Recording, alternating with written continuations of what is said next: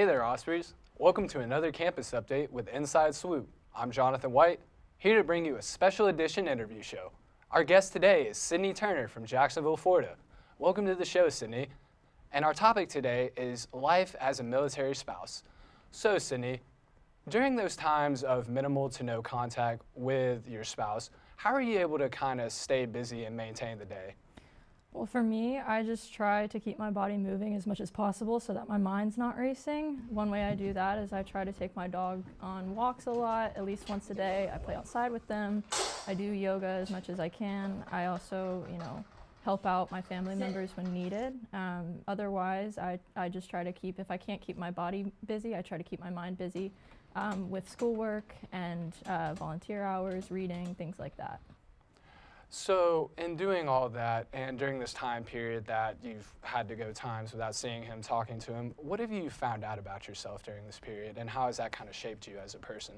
I think the biggest thing that I've found out about myself is that I can accomplish things by myself and that I can handle hard situations by myself. If anything, it's just made me stronger and more independent. But that doesn't take away from the fact that I do still have the ability to fall back on that support when needed.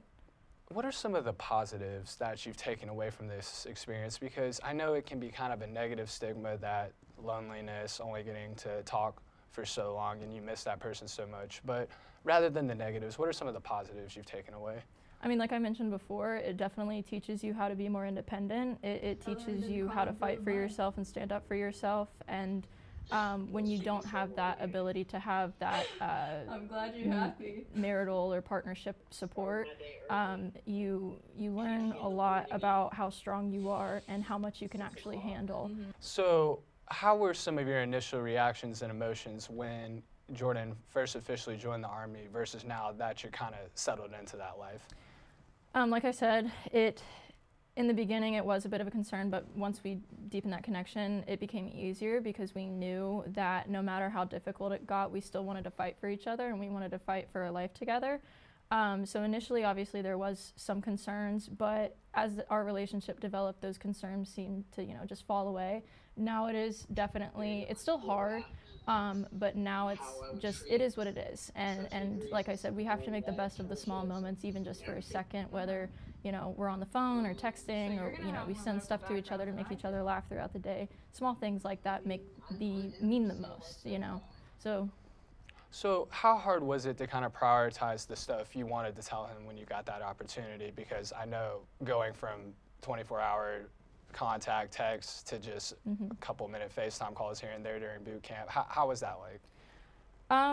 For us, we tried to write each other as much as we could throughout the week. One thing that I would do is, I'd update him about the big important things going on in my life and my familial life. If his brothers or siblings had something big happen in their lives, like a sports competition, I would try to throw that in there just so he still felt connected. And then towards the end, I would just throw in some world news, pop culture stuff to help him feel more connected to the world so he doesn't feel as isolated in those times.